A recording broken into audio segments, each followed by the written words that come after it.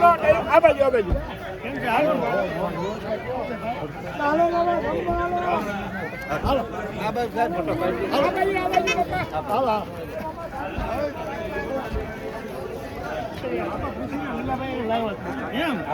તમારું આગમન લે એટલે બંધ તમારી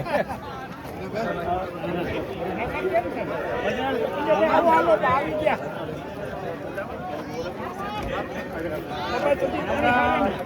એકદમ હમણાં છે ને અહીંયા સતત પ્રવૃત્તિ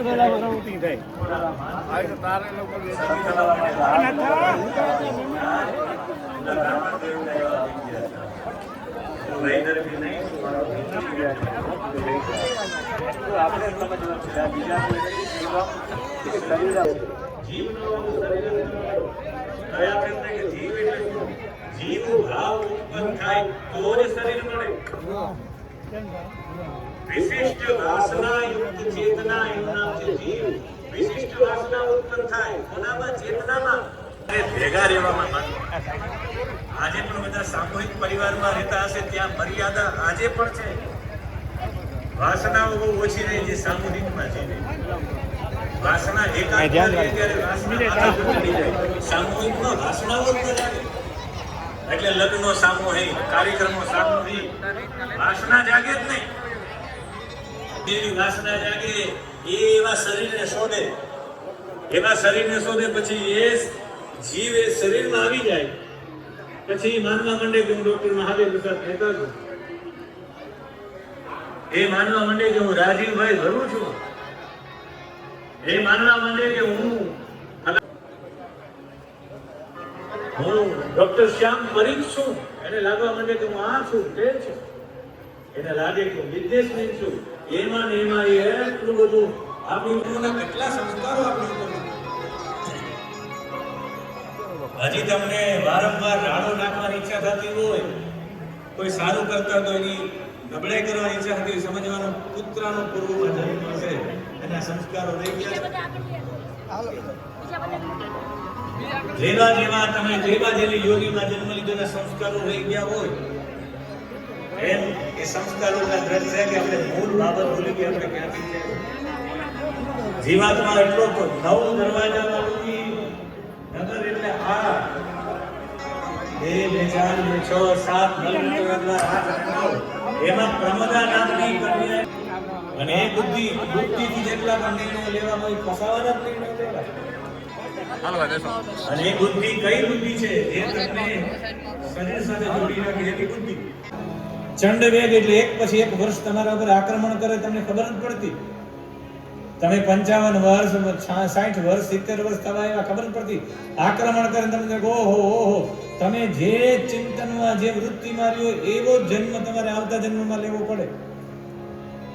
પરમાત્મા અને જીવાત્મા બે સાથે રહેવા વાળા છે. બેનું એક જેવું જ બધું કામ છે. પણ જીવાત્મા પોતાની જાતને ભોગતા માને ને પરમાત્મા પોતાની જાતને સાક્ષી માને.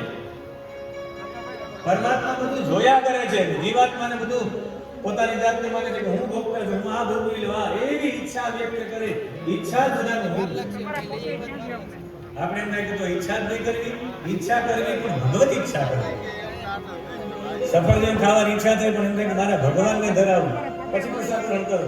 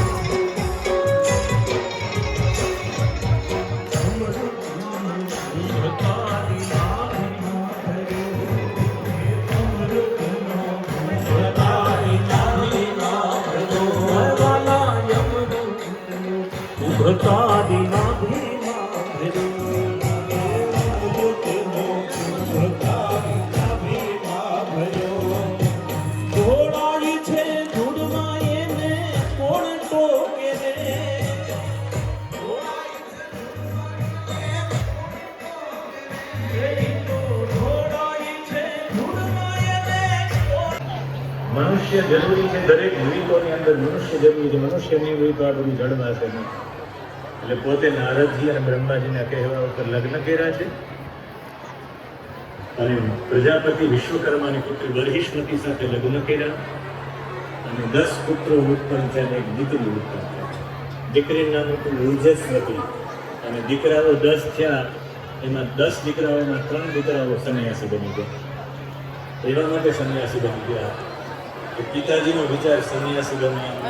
મહાવીર અને સવન આ ત્રણેય નૈષ્ઠિક બ્રહ્મચારી બનીને અંતે સંન્યાસી બની ગયા. પ્રિયવ્રતના જે 7 પુત્રો હતા એ 7 દ્વીપ ઉપર છોડી દીધા કે 7 દ્વીપમાં તમે તમારી હદ. પ્રિયવ્રતે આખી બધી હદો નક્કી કરી છે.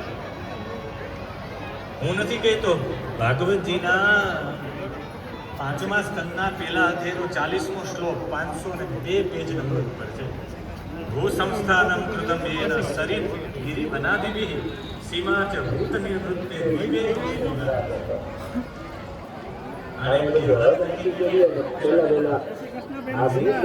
રાજા